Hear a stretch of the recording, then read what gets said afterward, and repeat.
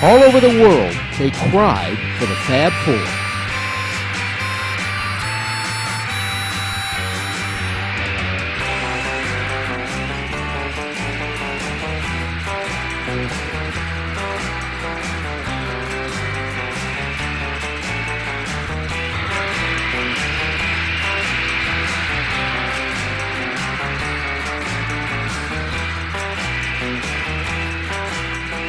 In Holland, the concert was electric.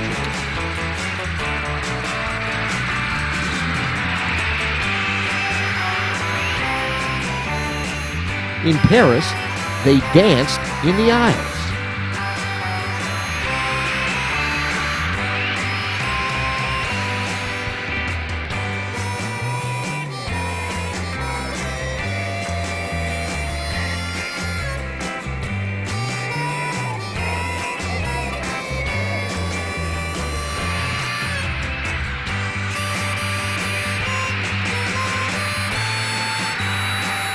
And in Denmark, they showered their heroes with love.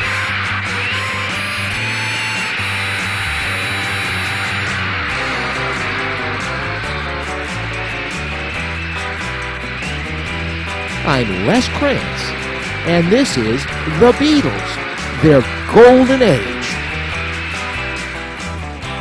Their desire, John Lennon said, was to become bigger than Elvis, and they succeeded beyond their wildest dreams. 4 young kids from the streets of Liverpool shared a dream that many others like them held, but only a handful ever came close to realizing. The Beatles took the world by storm in 1963 and 4, starting in England before fanning out across oceans and the rest of the world.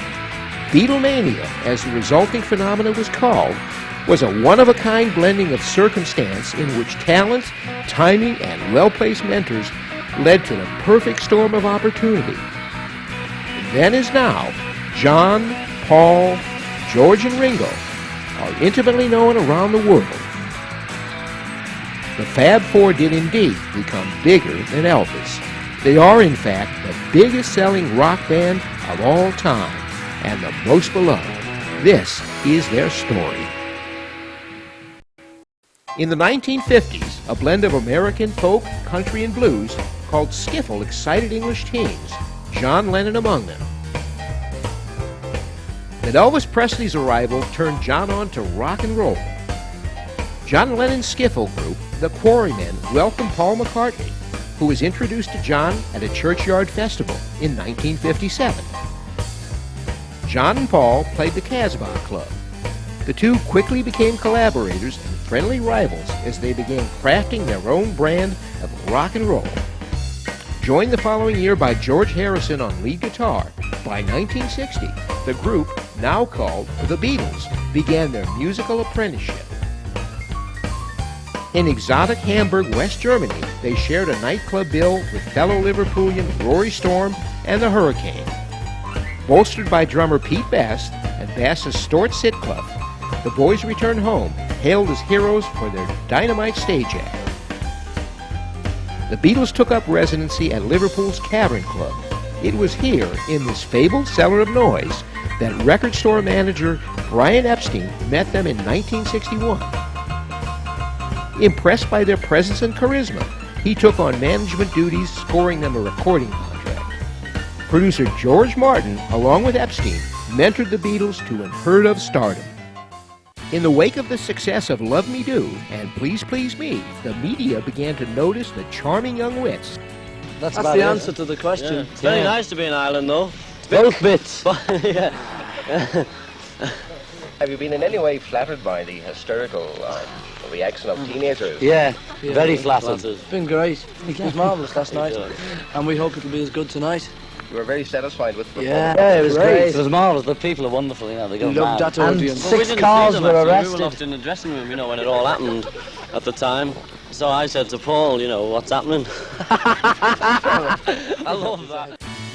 In 1963, the Beatles toured constantly, including this date in Stockholm, Sweden.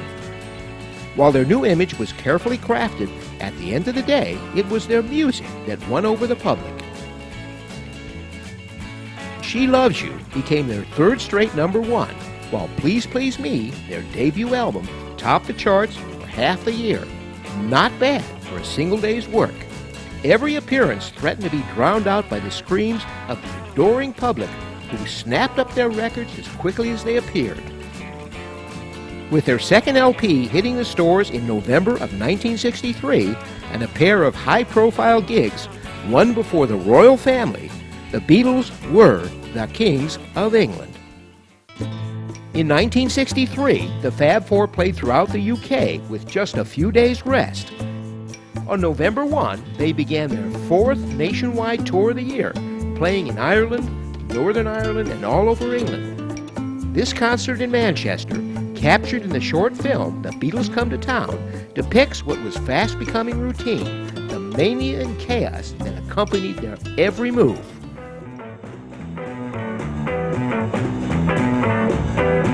The fans bought half the tickets by post, and then 5,000 queued, some of them for 2 nights, in hope of obtaining the rest. Here are some of the lucky 2,500 who really are going to see the Beatles at the ABC Ardwick, Manchester.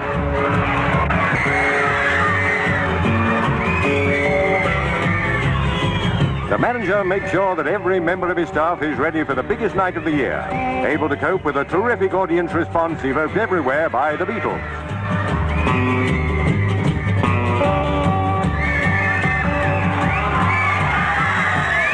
Paul McCartney gets the full treatment, the kind the fans have taught him to expect. The boys show the press their latest present. They're a natural, these fabulous four, bubbling over with fun, getting as much kick out of entertaining as the fans get from them. Ringo, a fab drummer and always good for a laugh. We're going to have the privilege of filming a small part of the Beatles show as given on the stage of this theatre. It'll be a sample of what millions have heard and seen all over the country. When they come to your town, well, you won't need any further invitation. You'll be there. We show this film by generous permission of their famous manager, Brian Epstein. George Harrison, Ringo Starr, John Lennon, Paul McCartney. Only a few seconds more and the doors will open. George Harrison couldn't believe the attention the Beatles were drawing. He said, "We're just normal folk who've had a couple of hit records." But there was nothing normal about what was happening. It was as if the Beatles had lifted the lid off hundreds of years of English reserve. Increasingly, the Beatles' interaction with the public was approaching mass hysteria. Just the sight of the four in performance mode was usually enough to elicit weeping, screaming, shouting, and sometimes fainting from their adolescent audience, mostly girls. In a couple of years, the Beatles would grow weary of the madness. But for now, in the early months of Beatlemania, they were enjoying every minute.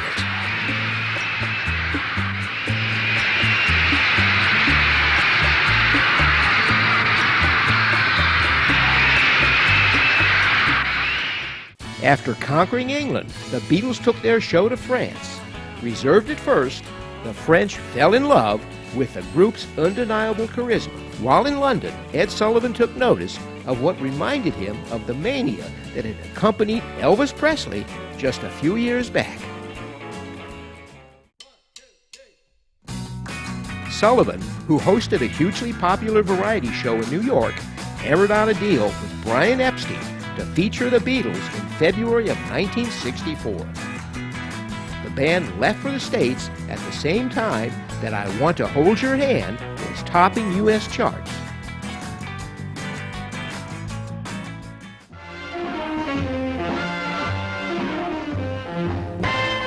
There are rumors around that this is Britain's revenge for the Boston Tea Party. 3,000 screaming teenagers are at New York's Kennedy Airport to greet, you guessed it, the Beatles.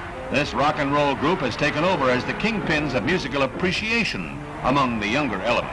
Some music critics call their harmony unmistakably diatonic. Others say it's pandiatomic. Parents say it's just plain pandemonium. Their first meeting with the American press brings forth an interview laced with quips and humor. You'd laugh too. with a gross of $17 million last year. New York City cops are hard-pressed protecting the Beatles at their hotel. On every side, there is hero worship that recalls the heydays of Elvis Presley and Frank Sinatra. With one Beatle bedded with a sore throat, 3 of the quartet take an airing in Central Park. There was absolutely no truth to the rumor that the zoo's laughing hyena was driven underground. Sullivan's Sunday night show featured everything from Broadway performers to acrobats and puppets. But on February 9th, viewers only had eyes for the Beatles. By airtime, the ongoing hype garnered Sullivan 73 million viewers. After Sullivan, the Beatles performed at the Washington Coliseum before returning to New York to play Carnegie Hall, a venue usually reserved for Beethoven and Bach. Fans packed the hall for 2 evening shows. While outside, a group of American patriots demonstrated against the British invasion.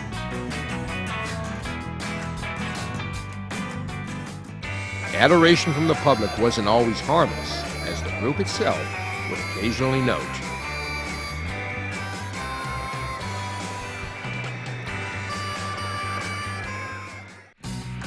After conquering America brought thousands of well-wishers out in force, the crowds of hometown supporters had mixed feelings about losing their boys to the world, but overall, the maniac love for the band was never stronger. Here, newsreel footage captures the craziness at London's Heathrow Airport in February 1964. The velvet cloak of night shrouds the London airport. All is quiet, all is serene. But this is the lull before the storm. Thousands of Beatles fans are bedded down for the night to await the arrival of their heroes. When the dawn comes up like a teenage scream, the arrival of the froggy-voiced foursome is imminent. The cries of the crowd grow in pitch and volume, drowning out the whine of the jet engines. And here they are, fresh from their triumphant appearances in the United States. 12,000 young Britons roar a welcome. Their shrieks rise in an awesome wave. Our staff scientist, in an odd moment, calculated that this young mob is generating enough energy to put 3 Atlas missiles in orbit and power 54,000 transistor radios.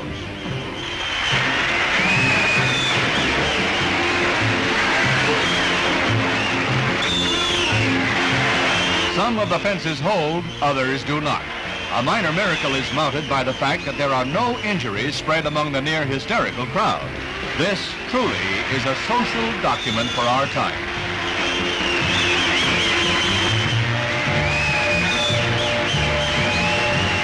Young ladies fainted, but authorities feel that some were playing possum, so that they might be lifted over the fence and thus be nearer their idols. The Beatles, who originated as a small-time act out of Liverpool, now have no rivals as the kingpins of the teenage set. You can repeat that loud and long.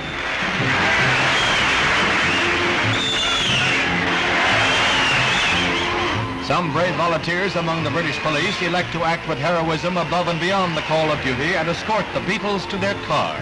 There hasn't been this much excitement at the London airport since man learned to fly.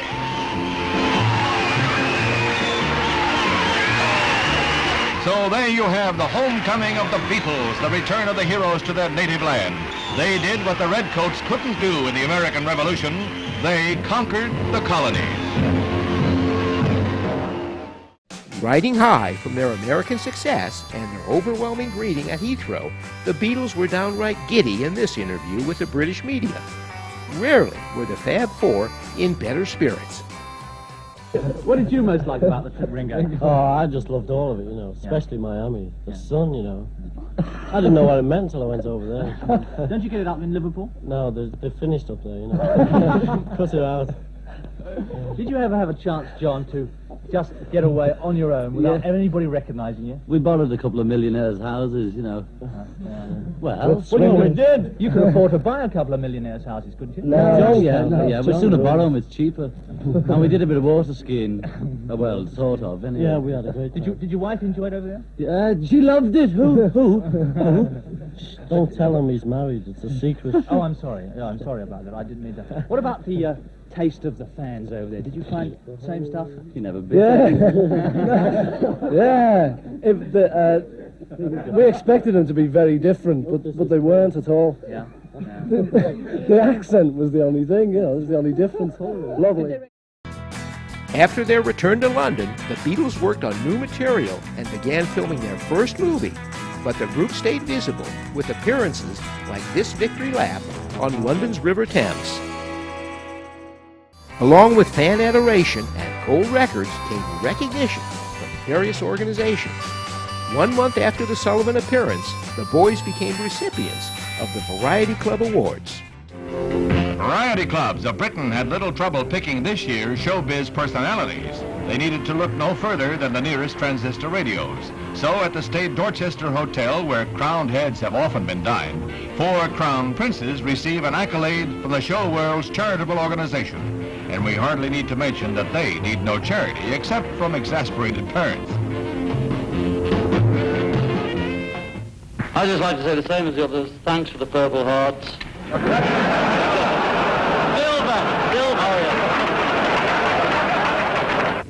And they did not sing.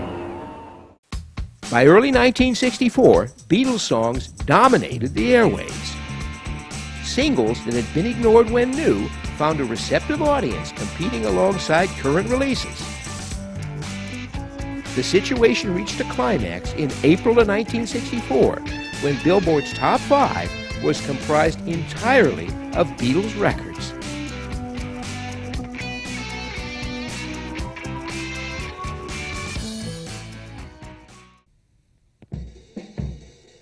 In June of '64, Ringo was hospitalized with tonsillitis and replaced for their upcoming tour with drummer Jimmy Nichols, who was given a mop-top haircut. Nichols experienced Beatlemania firsthand as the Lads kicked off the tour in Copenhagen. He said he found the experience strange and scary as girls screamed for him and crowds became uncontrollable.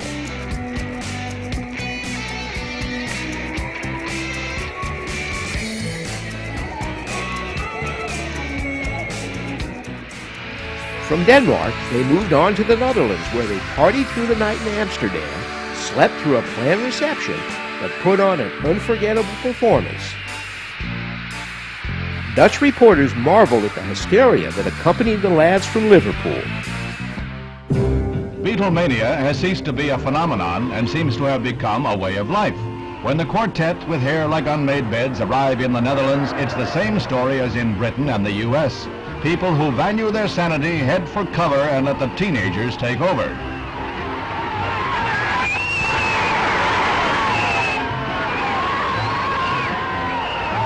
The Beatles find it safer to take to the water as they tour the canals through lines of cheering fans. These, incidentally, are not the real Beatles. There's a substitute drummer in the quartet, for Ringo Starr is ill. It's an illness his fans take to heart, even if they run out of room on the sign. Some swim for it to get closer to their idols, and the police pull a lot of queer fish to safety. No one has had a more triumphant appearance in Holland, with the possible exception of the Queen. Later comes the inevitable climax to any Beatle visit, their performances before sellout audiences.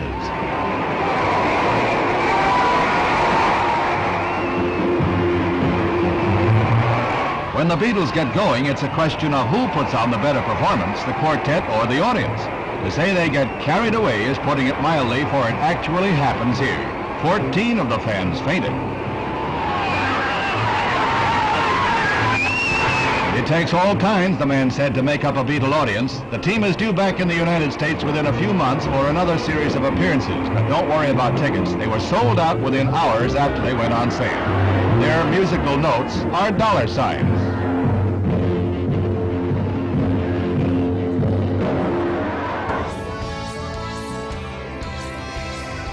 The Beatles returned home for a hair combing and little else, as they quickly left for the Far East. In June, the Beatles played 2 shows in Hong Kong before returning to New Zealand and Australia. In Wellington, New Zealand, a crowd of 7,000 converged on the airport. For 8 days, hysteria reigned in New Zealand wherever the Fab Four went. Much of the madness was captured on film in a pair of newsreels from down under. Beatlemania extends to commerce. The Beatles get a percentage from pendants, badges, photographs, stockings, and a score more items rushed by their fans. They're big news. A story about them sells more newspapers, more magazines, and there doesn't seem to be any limit to the number of people who want to climb on the Beatle bandwagon. The Beatles drive to the Sheraton Hotel at King's Cross, where thousands more fans just hope to see them. On our left, the Beatle followers. And just across the street, there's opposition from the fans of pianist Arthur Rubinstein. It looks like a popularity battle between Ringo and Rubinstein. The pianist is mobbed.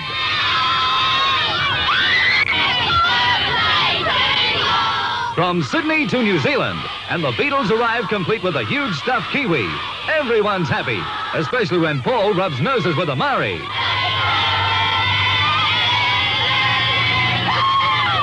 It's just too much, as the teenagers say. Then there's the familiar procession of triumph, and the uninhibited, fun-loving Beatles are clowning again. There are crowds everywhere they go. They always seem to be on stage.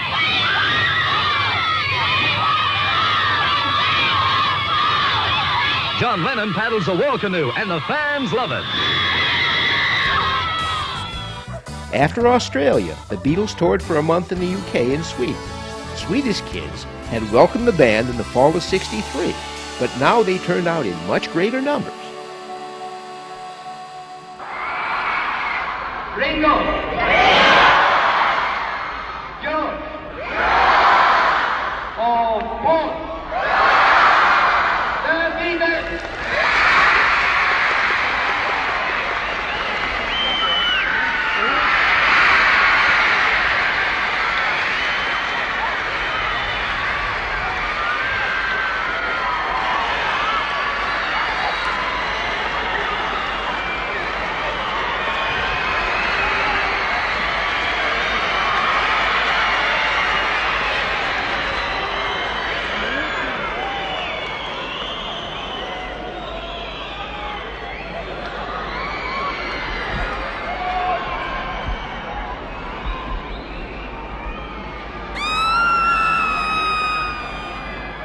In Sweden, John talked about his new book of stories and poems entitled In His Own Right. By the way, I read a review about it in Times Literary Supplement, and then I read the book. And then I wonder, are you influenced by Thurber or James Joyce? None of them. None James of them? Stewart. No. James Stewart? James Stewart and Betty Grable. Yeah.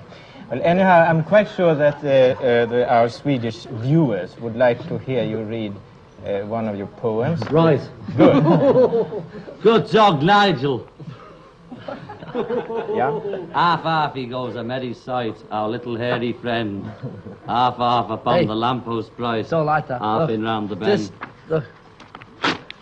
This one's better. Is that better? Look. Here to make a movie, the four lads from Liverpool, assisted by a Bobby, maneuver through hordes of adoring fans as they go to work, practically taking their lives into their own hands.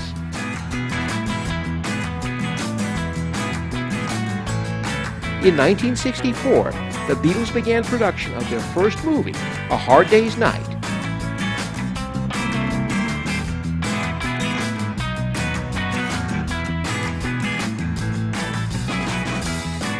Here, in Paddington Station in central London, the police set up barriers in order to keep the screaming fans away from the boys, as director Richard Lester shoots the opening scene. The constant accolades of the screaming girls had become the backdrop that characterized the public appearance of the four lads.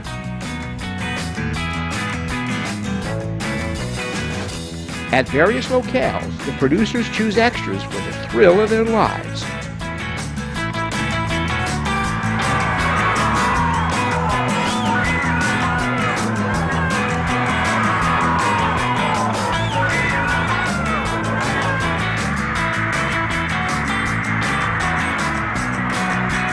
They're going to be in a hard day's night, doing what comes naturally, chasing John, Paul, George, and Ringo, this time for the cameras. Imagine being paid for all that fun.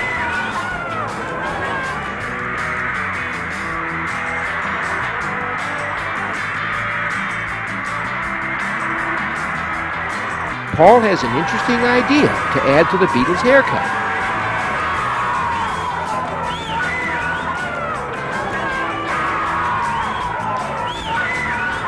With all the pandemonium, it won't be easy to keep the tight filming schedule on track, but even the Beatles have to stick to a timetable.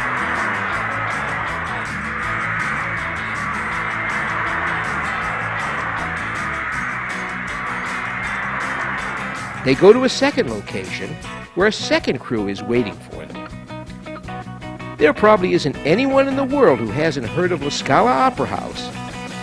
Here is that famous theater, though this one is not in Milan, it's in London.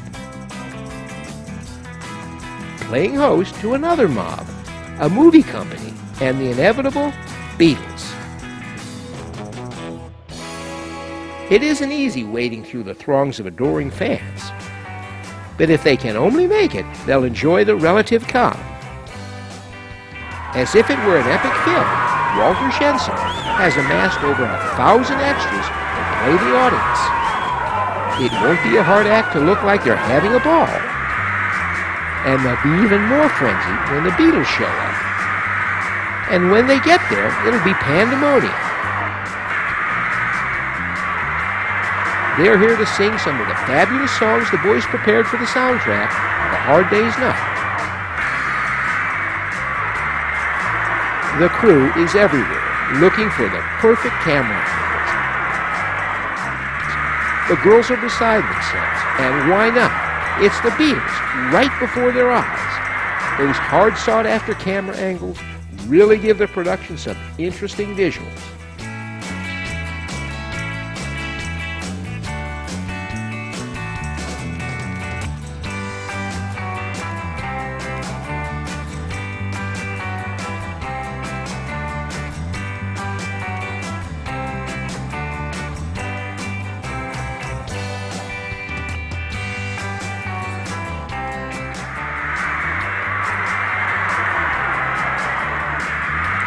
After a few bows, the boys make their exit.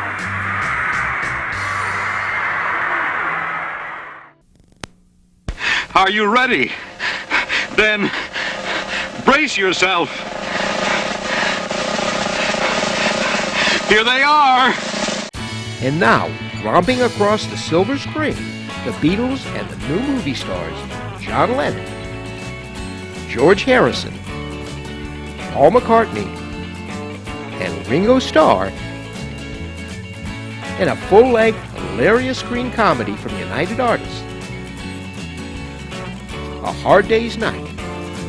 6 brand new songs debuted, as well as some of their biggest hits from 1963 and 64. Among them, Tell Me Why, a Lennon and McCartney song showcased on the album Something New. Another Lennon and McCartney tune, Can't Buy Me Love, which Paul wrote at the George V Hotel in Paris.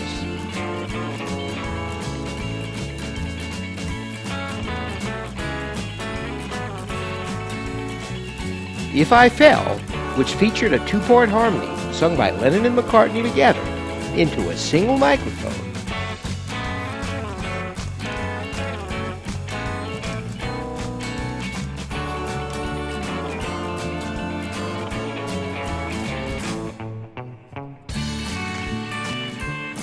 And there was I Wanna Be Your Man, which the Rolling Stones recorded too.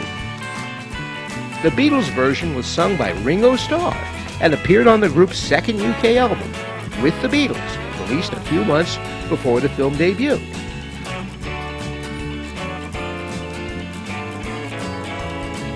And This Boy, orchestrated by George Martin, is used as the incidental music during Ringo's towpath scene in the film.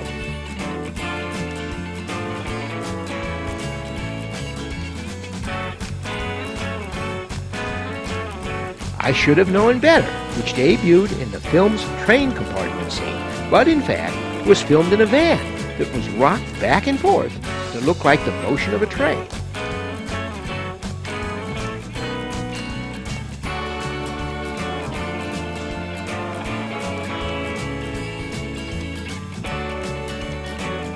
And finally, She Loves You, the Beatles' all-time best-selling single in the UK.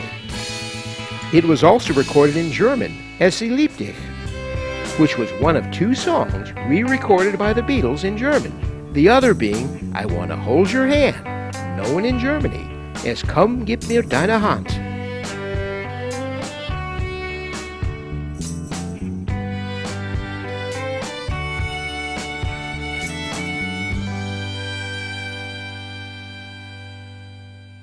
With their film in American theaters in 1964, the Beatles arrived in America on the West Coast. They played 25 cities in a month, including a Scream Fest in L.A. that was permanently captured on vinyl. Here, the Beatles arrived in Seattle on August 21st, the 3rd day of their American tour. And how was Las Vegas? It's very nice, thanks. Was it? Very good, yes. Oh, It's a film, man. That'll do. Just some sound. Okay. Good. Did you play the slot machines? Yeah, but we didn't win, you know. How was your reception in Las Vegas? It was great. Marvellous place. In fact, you know, so far we've had great receptions. Good places, America. Even laid-back Seattle fans went wild. Police couldn't prevent girls from rushing the stage, and the Beatles would be detained for an hour before leaving the stadium.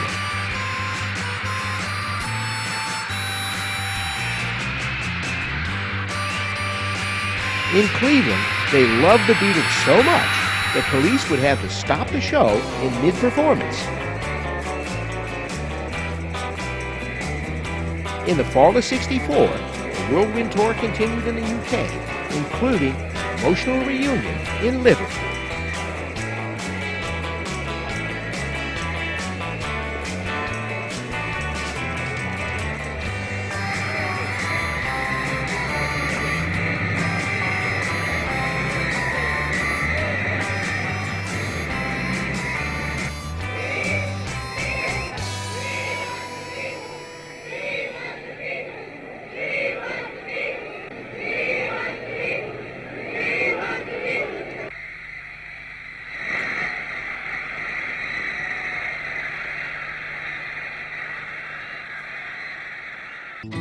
In 1965, the Beatles headed in a new direction. Inspired in part by their friend Bob Dylan, the band produced a more sophisticated album called Help. The title track was a personal plea from John, who was battling depression. The #1 hit, Ticket to Ride, featured harder, heavier rhythms, and Paul's Melancholy Yesterday became the most covered song in the history of rock and roll.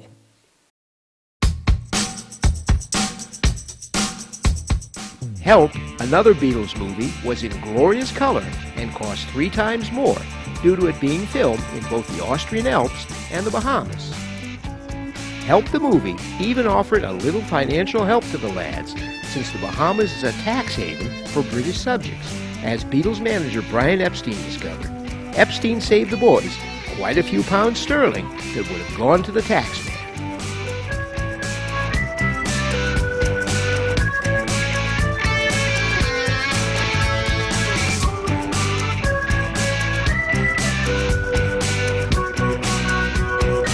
So this is the famous Beatles. We need protection. Give me protection.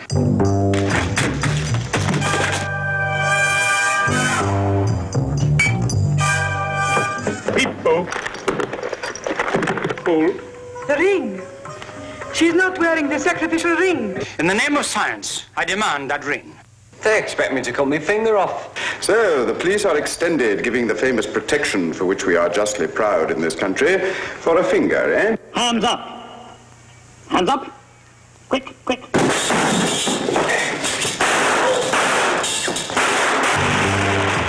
Will John live to sleep in his pit again?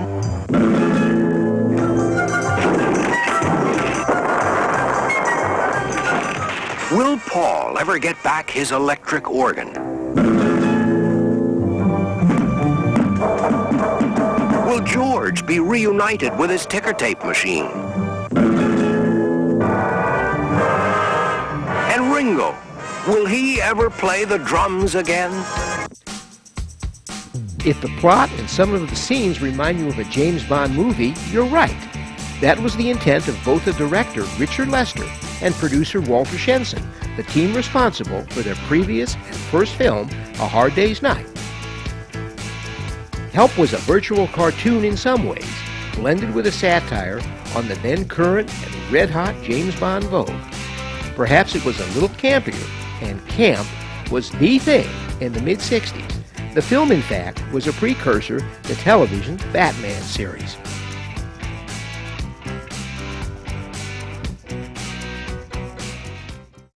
In '65, the Beatles toured for only 6 weeks that whole year, but they did play 10 U.S. cities that August, kicking it off at Shea Stadium, home of the New York Mets. In October, fans crowded Buckingham Palace as the Beatles received MBEs, joining the most excellent order of the British Empire. The Palace of the Queen has lived through many historic events, and it's our privilege today to witness one of the most earth-shaking. The audience outside Buckingham may give you an inkling of what's going on. Who's been getting in the oldsters' hair the past few years? Why, the boys who invented hair, the Beatles. Fresh from an audience with the Queen, they hold medals, indicating they have been made members of the most excellent order of the British Empire. The original announcement caused a minor uproar. A couple of MBEs returned their medals, but the raucous foursome accepted the honor quietly. That's more than you can say for the fans who stormed the palace gates. They made the state walls shiver with their moans and cries for the heroes. The Beatles, of course, have proven to be one of Britain's prime exports. They have brought in more foreign exchange than many industries. After all, they are an industry unto themselves, and the Queen saw fit to reward their economic contribution to the nation. The award entitles the Beatles to put the letters MBE after their names. And what could MBE mean but more Beatle encores? Yeah, yeah, yeah. The maturing of their artistry was evident by year's end with the release of the single Day Tripper and the flip side, We Can Work It Out, followed in December with the sophisticated Rubber Soul album. George introduced the sitar to Western ears on Norwegian Wood, while John's introspection produced the elegant classic, In My Life.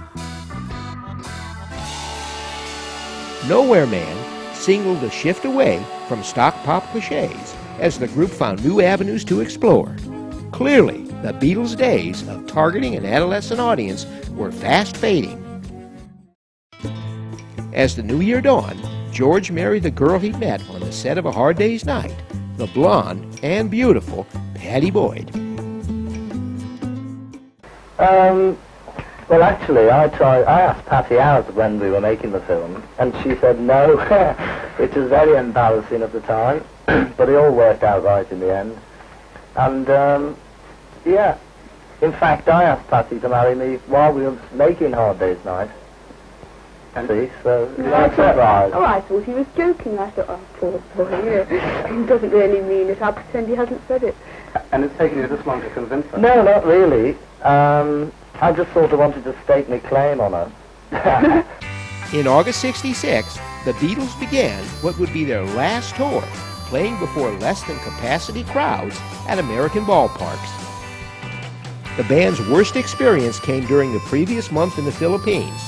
Through no fault of their own, they failed to appear at the Royal Palace and thus were physically abused by an angry mob. Well, I saw 5 in sort of outfits, you know, that were sort of doing it, the actual kicking and booing and shouting. Did you get kicked? No, I was very delicate and moved every time they touched me. Whereas I was petrified. I could have been kicked and not known it. I just know I was getting booed. You hadn't been if you're going to have these battles. Yes, well, but just never go to any nut houses again. Would you go to Manila again, George? Oh, no, I didn't even want to go that time. Me too. No, because we'd heard that it was a terrible place anyway, and when we got there, it was proved. The Beatles invited more controversy with his infamous Butcher cover, while in this British article, John enraged Christians when he said that the Beatles were more popular than Jesus, and that Christianity would vanish. The comments were reprinted in the American magazine Datebook, triggering furious reactions in the American South.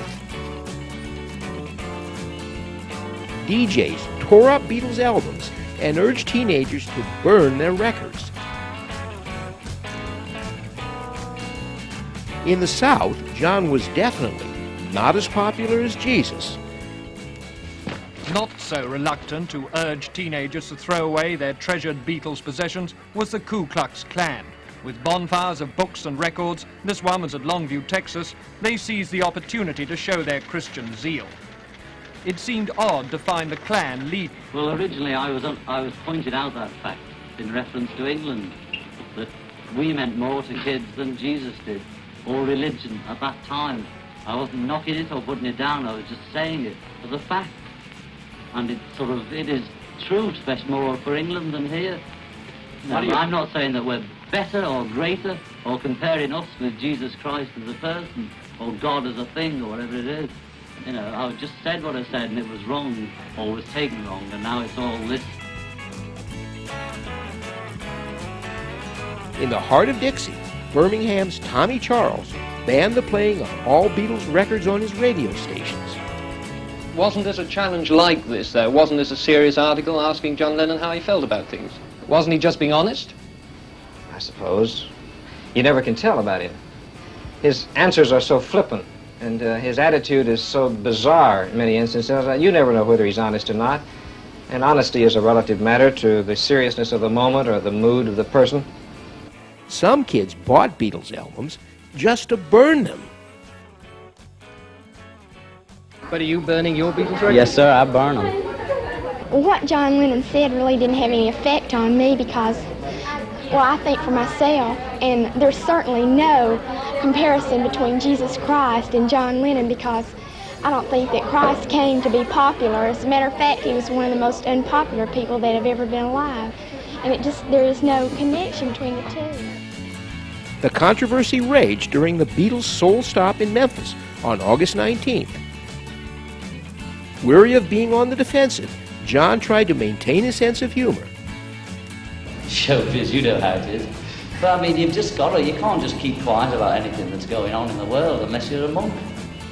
Sorry, monks, I didn't mean it, I meant actually. The Beatles played 2 shows in Memphis, where they still had many fans.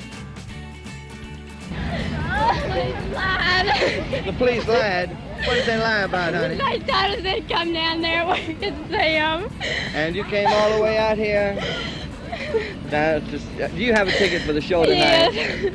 Well, are you going to the afternoon or evening performance? The evening. And who do you say lied to you? The police did. What did they tell you, honey? They told us they'd come down there. And they wouldn't let you come down here? Is that anything to cry over? When you wait 2.5 years, it is. Others in Memphis, however, were not so sad to see them go. Nevertheless, as the Beatles' last ever tour came to a close, they managed to keep their sense of humor. Witness Paul at a press conference in L.A. in August 1966. Direct this question to Messrs. Lennon and McCartney. In a recent article, Time magazine put down pop music, and they referred to Day Tripper as being about a prostitute, and Norwegian Wood as being about a lesbian. Now, I just wanted to know what your intent was when you wrote it, and what your feeling is about the Time magazine criticism of the music that is being written today. We were just trying to write songs about prostitutes and lesbians, that's all.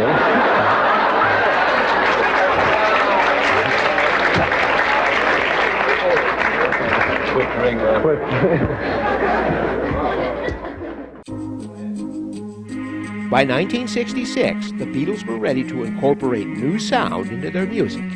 Rain introduced backwards tape, while Revolver was a melodic, droning, magical mix. Some say the best rock album of all time. Following this final tour, the Beatles retreated to their comfort zone.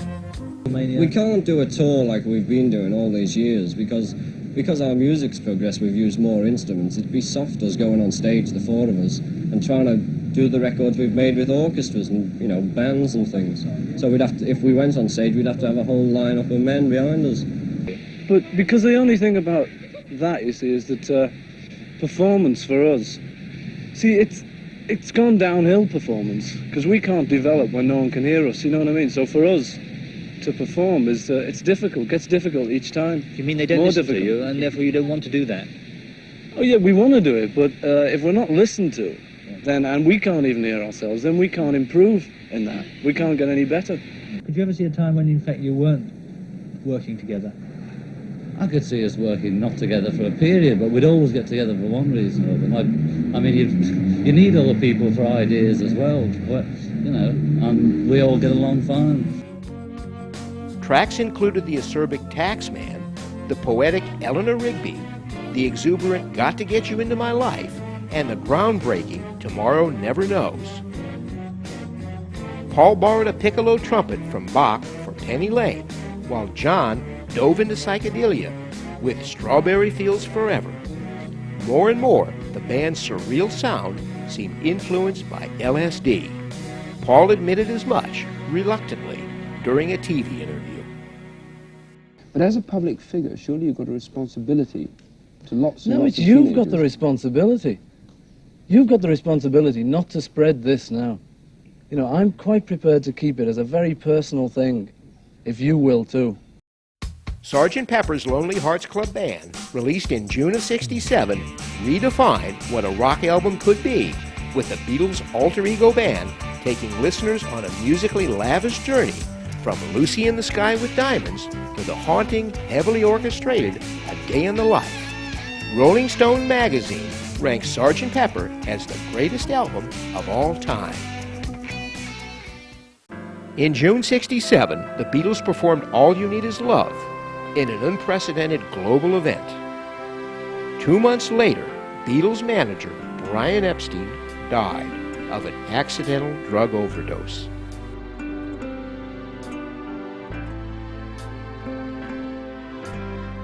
The Beatles arrived at the memorial service mourning his loss and wondering how to move forward. Paul had an idea. Good morning, ladies and gentlemen, boys and girls. Welcome to Magical Mystery Tour. The Magical Mystery Tour, with Paul, George, John, and Ringo in their own film. It was more than just a tour. It was a trip to another world, the world of psychedelic, surreal fantasy, combining Haight-Ashbury-style rollicking in the streets and English music hall entertainment with a bit of camp thrown in. The Beatles manager Brian Epstein was skeptical of the idea of the group's complete involvement. They wrote the movie and directed it too.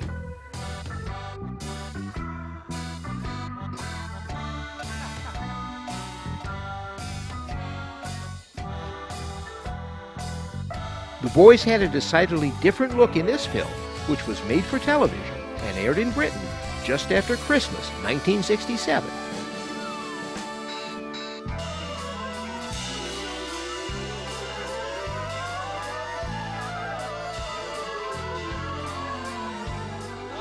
Could you tell me what's next on the agenda? A song. There were some spectacular song and dance numbers, including Your Mother Should Know, which recalled a 1930s Hollywood musical. And there were fabulous new Beatles tunes, including Paul's Fool on the Hill, and George's Blue Jay Way, and John's I Am the Walrus. Unfortunately, the critics didn't see the movie as part of the ingenious Beatles repertoire. One reviewer called it blatant rubbish, and the general consensus was that it was chaotic and lacked coherence. In early '68, the Beatles sought answers to life's meaning during a trip to India to study transcendental meditation. Maharishi Mahesh Yogi attempted to take the Beatles to a higher state of consciousness. The Beatles never reached nirvana, but the experience did reawaken their creativity, leading to a wealth of material for their next project.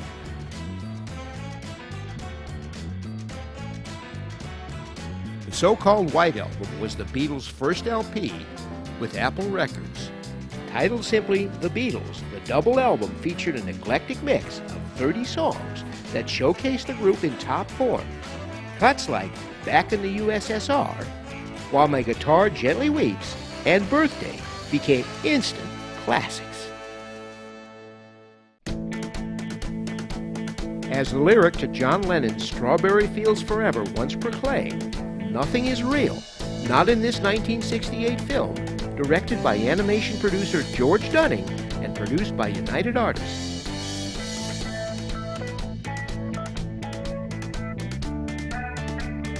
Eleanor Rigby was one of the film's more striking sequences. Others include Lucy in the Sky with Diamonds and the title tune.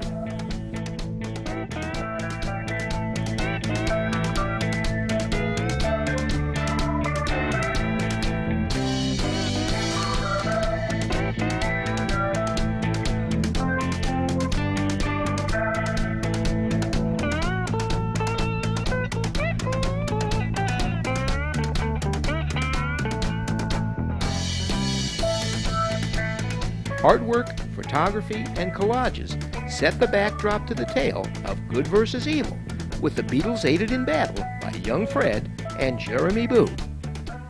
I must complete my bust. 2 novels, finish my blueprints, begin my begee.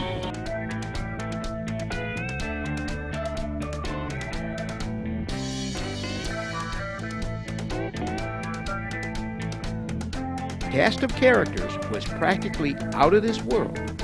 The forces of evil, the butterfly stump, the snapping turtle Turks, the apple bomb, the terrible flying glove, and the villains, the Blue Meanies. And of course, there were the 4 lads as cartoon characters.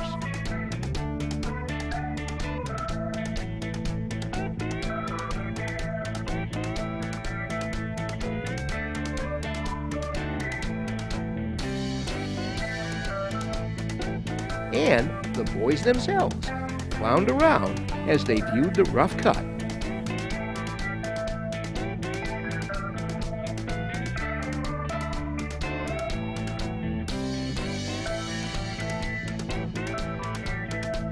And there was Lucy, Lucy in the Sky with Diamonds, right there on the silver screen.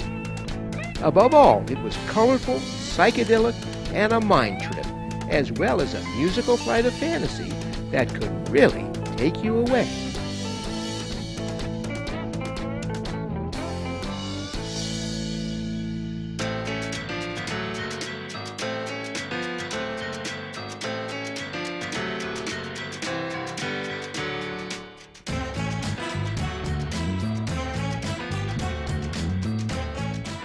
Look at John, will ya?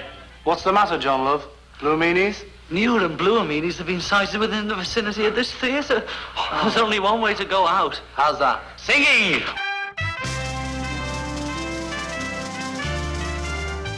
It was produced by Applecorn and starred the Sgt. Pepper's Lonely Hearts Club Band. The music was magical, featuring 8 Beatles classics plus 3 new songs. By 1968, John's marriage to wife Cynthia was disintegrating, inspiring Paul to write a song of encouragement for the couple's young son Julian. The song was Hey Jude. Meanwhile, John found his soulmate in an artist named Yoko Ono. The couple spent an increasing amount of time together, including collaboration on the controversial album 2 Virgins. Lennon's preoccupation with Yoko put a strain on the band, but it appeared at long last that John had found true happiness. In March 1969, the couple married in Gibraltar. Their honeymoon became a 7-day bed-in for world peace. Yes, world peace, etc. And this is for the world peace, you see. Yes. And we're thinking that instead of going out and fight and make war or something like that, we should just stay in bed. Everybody should just stay in bed and enjoy the spring, you know. A week before John's marriage, Paul married his perfect match, rock photographer Linda Eastman, an event reminiscent of Beatlemania.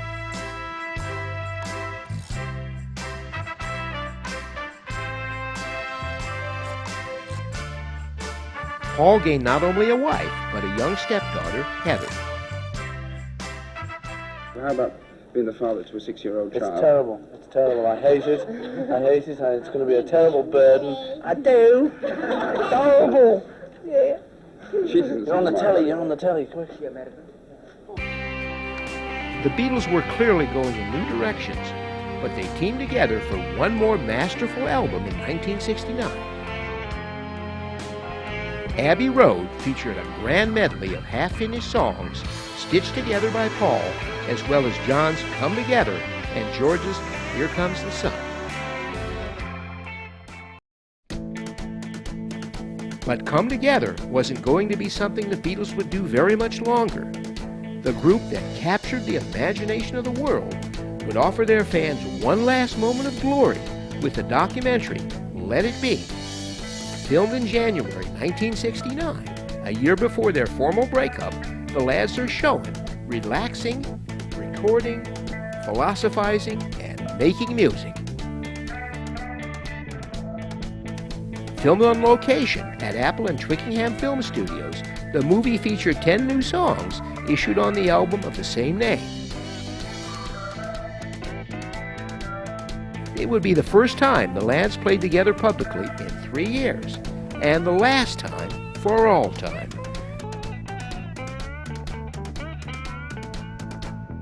The film ended with this rooftop concert, the Beatles' very last public appearance. On April 10, 1970, the London Daily Mail announced to the world that Paul was leaving, and the Beatles' joyous run had come to an end. All the Beatles moved on to successful solo careers, with John peaking with the utopic Imagine before returning to his rock and roll roots. New music poured out of McCartney as he and Linda toured the world with the rock group Wings. George busted out of John and Paul's shadow with the album All Things Must Pass, featuring the classic My Sweet Lord. And Ringo, with a little help from his rock and roll friends, produced hit songs and top 10 albums. But hopes that the Beatles would reunite were shattered in 1980, when an obsessive fan shot and killed John Lennon outside his home in New York City. In 2001, the quiet Beatle, George Harrison, died of cancer. Yet the music and spirit of the band lives on, from the Cirque du Soleil Beatles show in Vegas to the Rock Band Interactive video game. In the past half-century, the Beatles have sold more than 200 million records, putting them ahead of Elvis as the greatest-selling artist of all time, while a collection of their hits, The Beatles 1, was the best-selling release of the last decade. The Beatles have connected with the world on a very personal level. As performers, film stars, and as individuals, their personalities, wit, and style resonate with fans young and old to this very day. Beyond mere nostalgia, their freshness and energy still projects past the black and white world they were captured in so long ago. 50 years and counting, their appeal is stronger than ever.